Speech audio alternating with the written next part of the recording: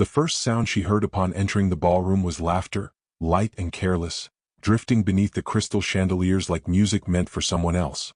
It glittered above her head as the guests did, orbiting one another in silk and jewels, while she remained at the edge, a fixed star no one troubled to name.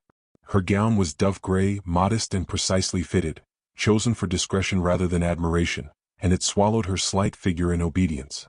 She carried herself with trained composure, chin lowered just enough to signal humility, eyes alert enough to avoid collision, for a woman unseen must also learn not to offend by accident. London society had perfected the art of overlooking certain people. It did so with a smile, with a compliment given elsewhere, with a turn of the shoulder that excluded without effort. The heroine, Miss Eliza Harrow, though her name rarely traveled far, had been shaped by this art.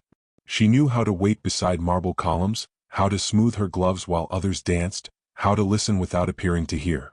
She had learned that silence was safer than longing, and expectation a luxury reserved for women whose beauty announced itself before they spoke. Tonight, however, the ballroom felt sharper than usual, as if every polished surface conspired to reflect her smallness. She stood near her mother and younger sister, both radiant in color and confidence, both absorbed in the rituals of selection.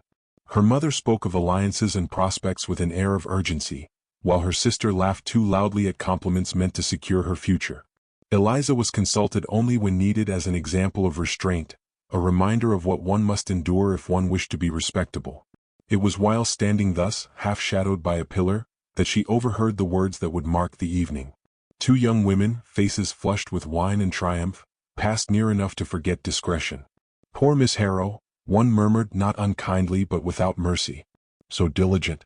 So forgettable." The other smiled. "Invisible really." One almost admires the dedication. Their laughter followed them light as feathers, leaving behind a bruise that would not show.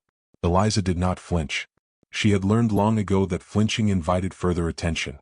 Instead, she drew a careful breath and fixed her gaze upon the dancers, allowing the music to fill the space where her pride might have spoken. Yet something shifted within her then, not rebellion but a quiet exhaustion. The sense that endurance, endlessly practiced, had begun to feel like disappearance. Across the room, the Duke of Ravenshollow observed the scene with eyes sharpened by habit. He stood apart from the crowd as well, though by choice rather than neglect, his presence commanding a respectful distance. His dark coat and immaculate posture marked him unmistakably as a man accustomed to deference, yet his expression remained unreadable, as if he weighed the room rather than enjoyed it.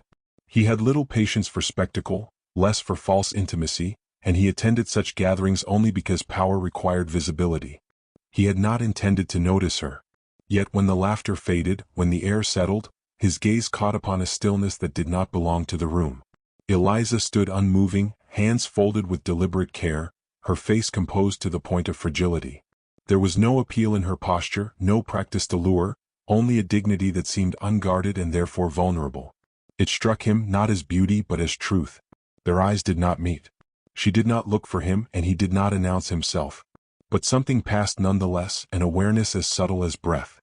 The Duke felt it as a disturbance, a quiet question pressed against his certainty. He had seen countless women claim attention through charm or desperation.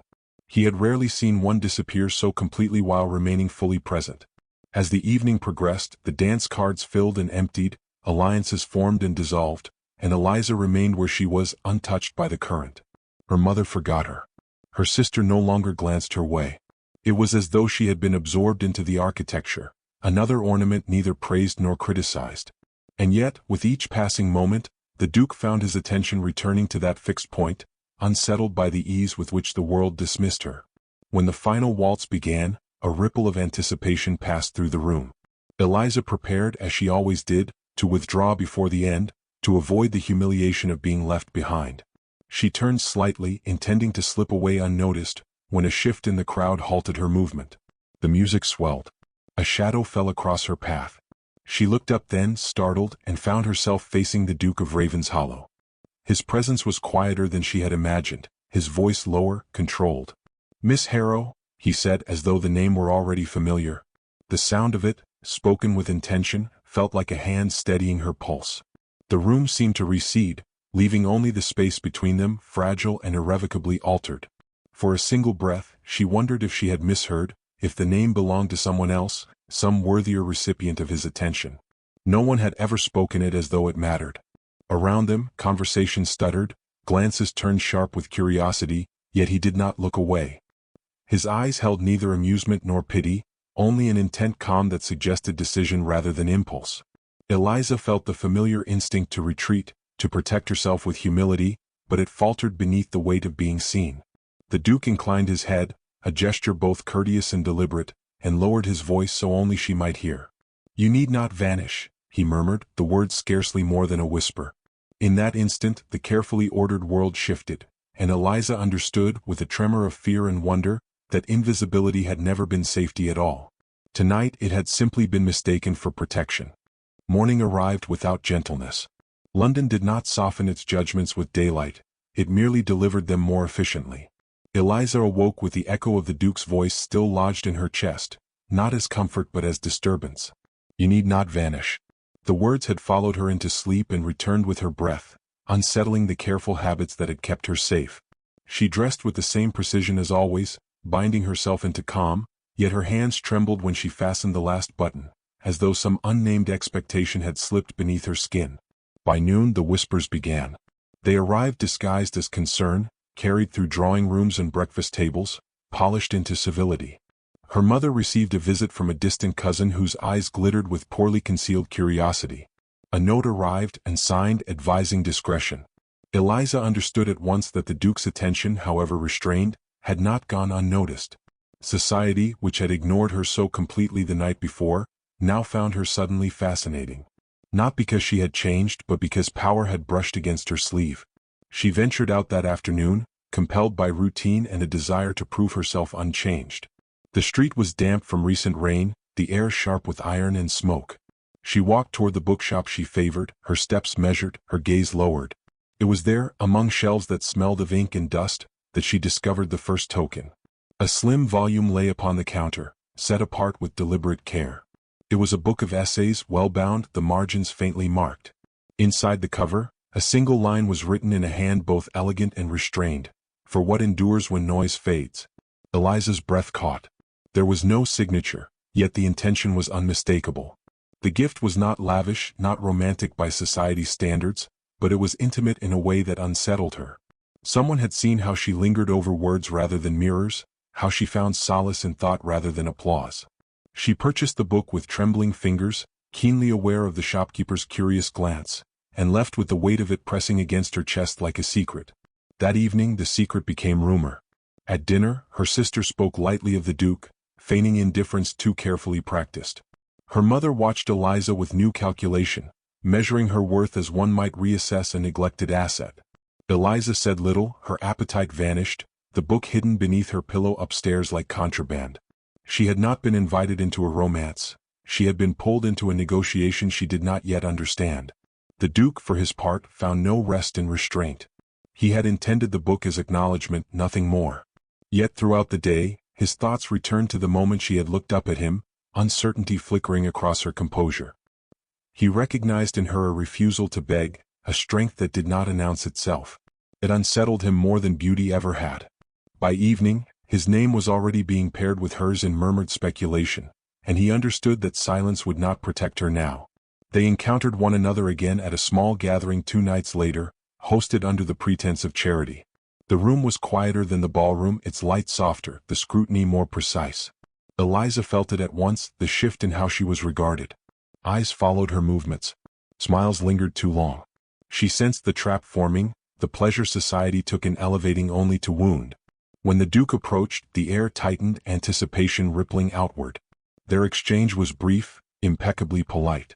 He inquired after her health. She thanked him for the book without naming it. No one could fault the words, yet the tension between them was unmistakable.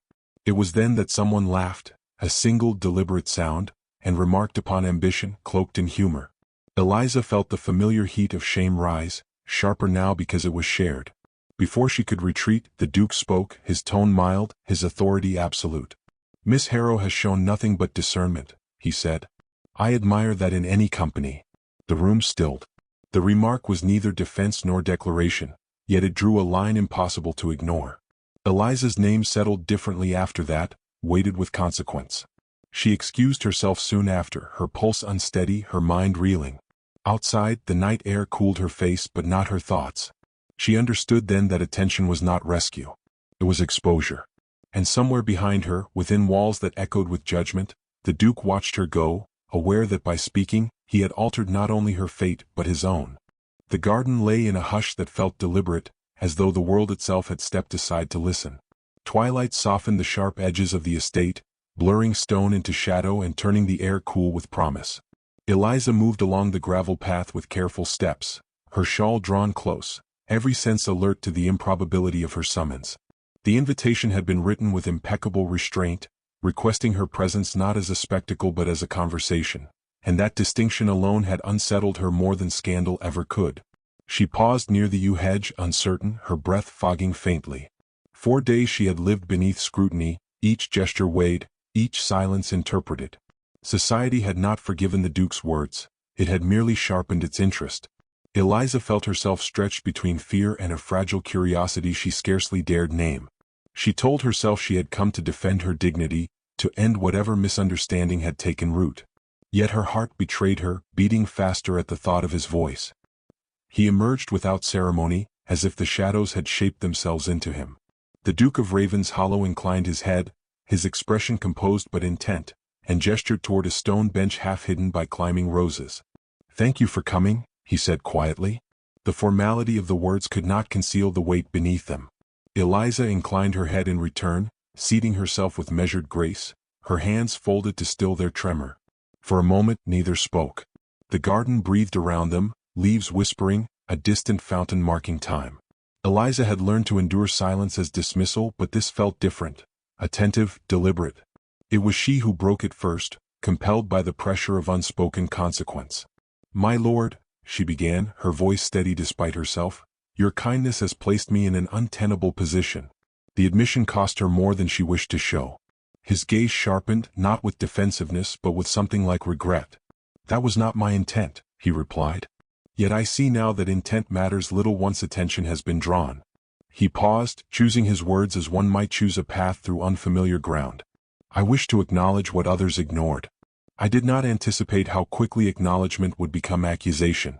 Eliza's fingers tightened. "I have spent years learning how not to be noticed," she said softly. "It is a skill acquired through necessity, not humility. To be seen now, without preparation, feels less like elevation than exposure." The truth of it settled between them, fragile and unadorned. She expected him to reassure her, to diminish the weight of her fear. Instead he listened. "That skill," he said after a moment, "is precisely what struck me." He turned toward her fully, his posture relaxed yet attentive. "You possess a composure untouched by performance. It is rare, and rarer still in a room trained to reward display." His voice lowered. "I have watched ambition masquerade as grace too often to mistake the difference." Eliza felt the words land not as praise but as recognition. Her defenses faltered, confusion threading through her caution. "You do not know me," she said, almost pleading. "You see what circumstance allows." She lifted her gaze then, meeting his eyes directly for the first time since the ballroom. "And what you see may not survive the light you have brought." He did not look away. "I see a woman who has been instructed to endure rather than to choose," he replied. "And I would know whether endurance has been mistaken for consent." The question, so carefully phrased, struck deeper than any declaration could have. Eliza's breath caught. No one had ever framed her life as something that might be altered by permission. The garden seemed to contract, the air thick with possibility. Eliza rose before she could stop herself, pacing a step away as if distance might restore balance. "If you wish to know," she said, her voice unsteady now, "then know this: I expect nothing. I have learned not to. Hope, when indulged, becomes a cruelty." She turned back to him, eyes bright with restrained emotion. "I will not be the subject of speculation, nor the beneficiary of pity." The Duke stood as well, though he did not close the distance. "Nor would I permit it," he said evenly. "If my attention has caused you harm, I will withdraw it." The offer hung between them, stark and sincere. Eliza felt its weight, the safety it promised, and the loss.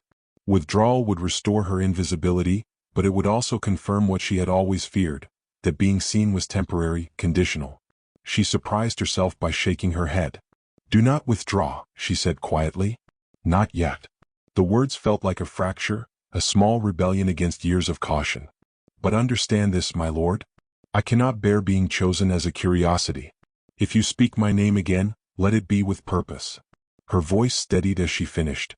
I will not vanish to make others comfortable. Something shifted in his expression then, a softening edged with resolve. He stepped closer, not invading but present.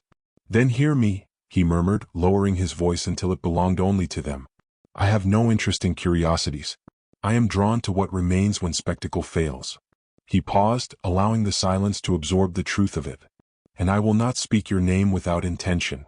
The words settled over Eliza like a mantle, heavy and warm. She did not reach for him. He did not touch her. Yet the space between them felt charged, irrevocably altered. As she turned to leave, her heart thrumming with fear and promise, she understood that this conversation had not ended the conflict. It had named it. And behind her, beneath the darkening sky, the Duke watched her depart, aware that in granting her choice, he had bound himself to its consequences. Society gathered again beneath light meant to reveal, not forgive. The hall glowed with candlefire and expectation, every surface polished for judgment. Eliza entered on her mother's arm, her gown pale and unadorned, her spine straight with resolve she had earned painfully. The murmur rose as it always did now, softer than mockery yet sharper than kindness, a collective breath drawn to witness what would become of her.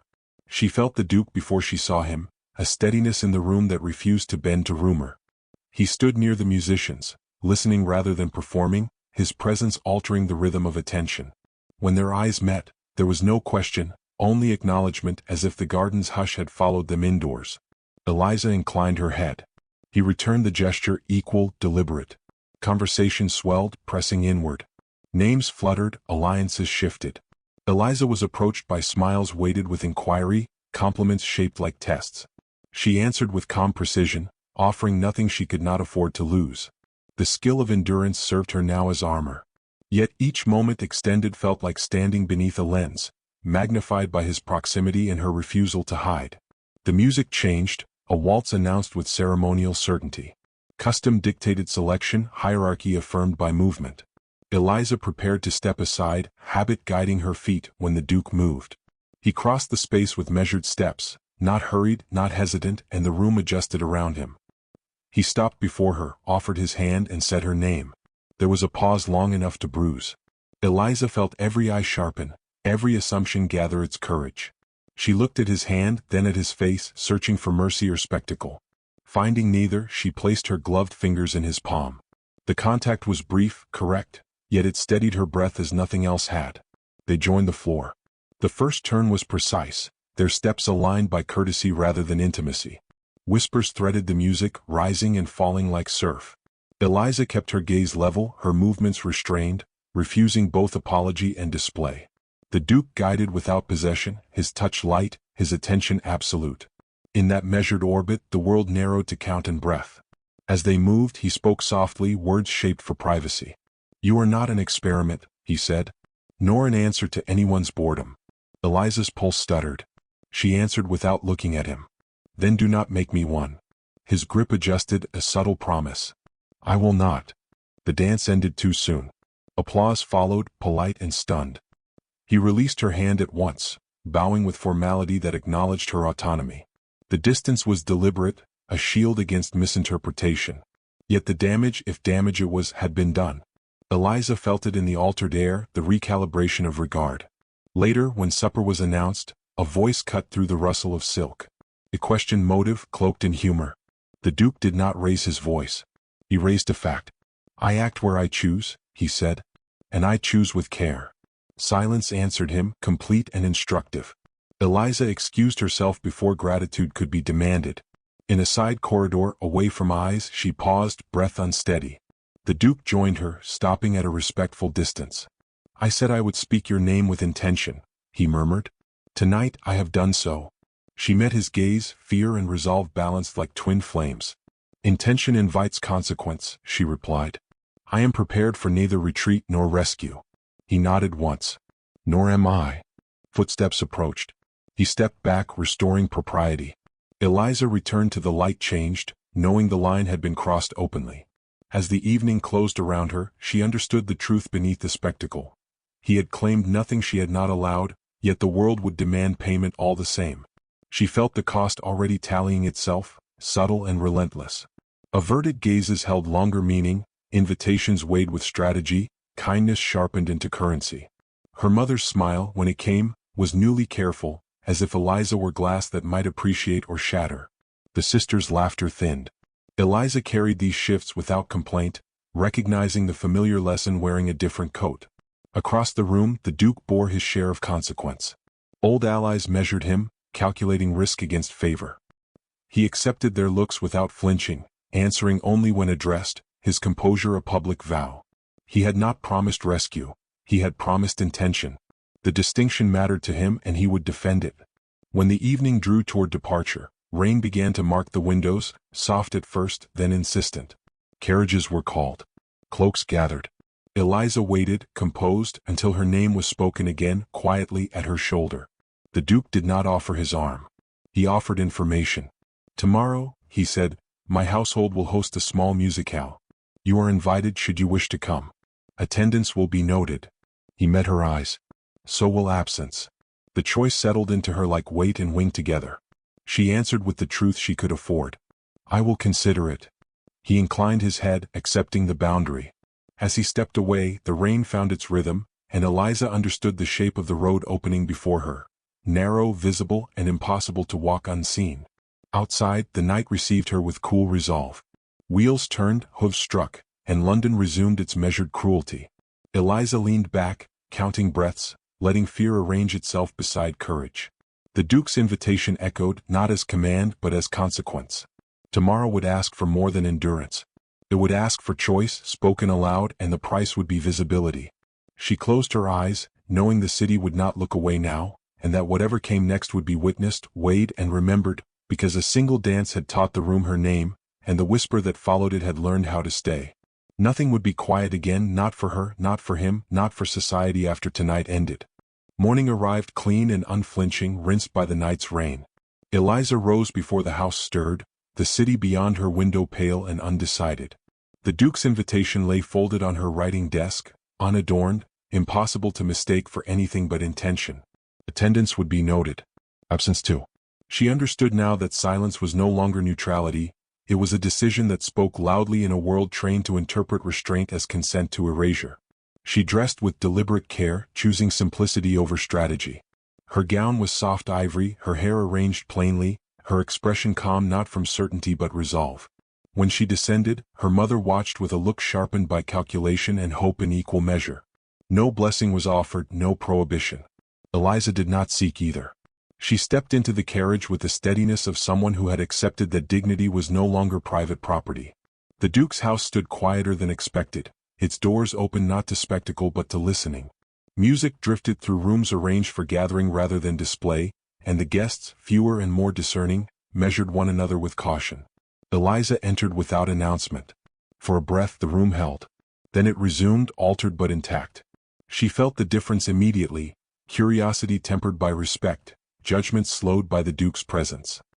He found her near a window, light resting at her shoulder. "You came," he said, not as triumph but recognition. "I chose to," she replied, meeting his gaze. The exchange carried more weight than any vow. They spoke little after that, yet moved within the same orbit, his attention steady, hers newly unafraid. The music rose and fell. Conversation shifted. The world, it seemed, was learning how to look at her. When the last notes faded and the guests began to depart, the Duke asked her to walk with him. They moved into the garden, damp earth breathing softly, the city's noise held at bay. There, beneath branches still jeweled with rain, he stopped. "I will speak plainly," he said. "What I offer is not protection.